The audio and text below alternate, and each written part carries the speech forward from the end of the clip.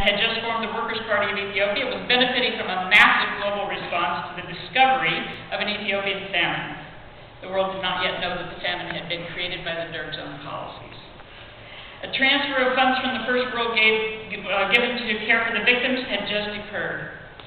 Oromo were calling for an investigation in the causes of the food shortages that selectively struck the areas resistant to the regime. A debate raged over the Derg's socialist credentials.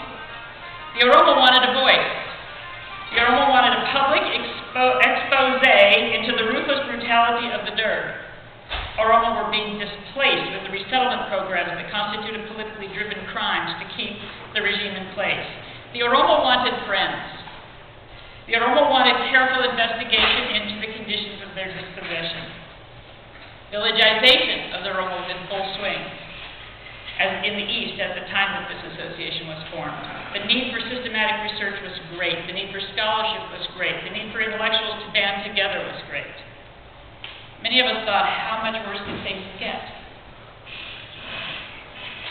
Regime change has occurred, from the rule of the Derg to the rise of the current EPRDF government.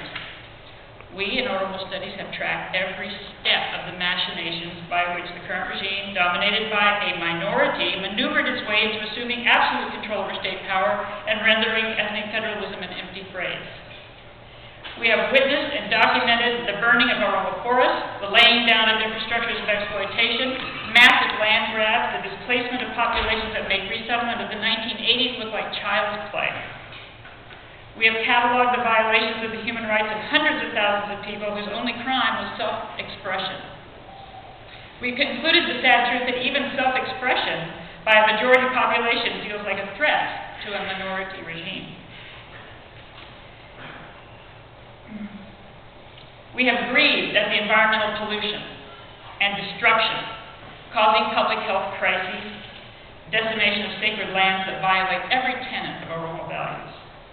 We've watched while a generation of Oromo youth moves through the education system only to be denied employment in the public and the private sectors.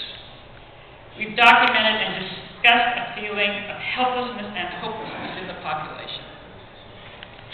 But in the 21st century, we have also witnessed a revolution in communication technology. The world has changed around us and is more interconnected every day. Polarities are everywhere. The Oromos are not the only ones who suffer the great inequities created by global capitalism. The Arab Spring proved that.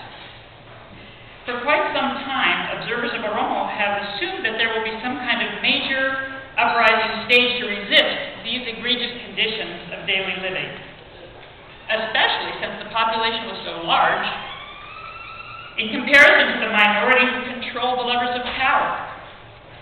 But it didn't happen in Oromia yet. Instead, an uprising occurred in Tunisia, and then in Egypt, and across the Arab world, just north of where the Oromos suffer in place. How did this happen? Well, on December 17, 2010, a vegetable vendor in Tunisia set himself on fire in protest. And people who shared his circumstances rallied behind his act. He never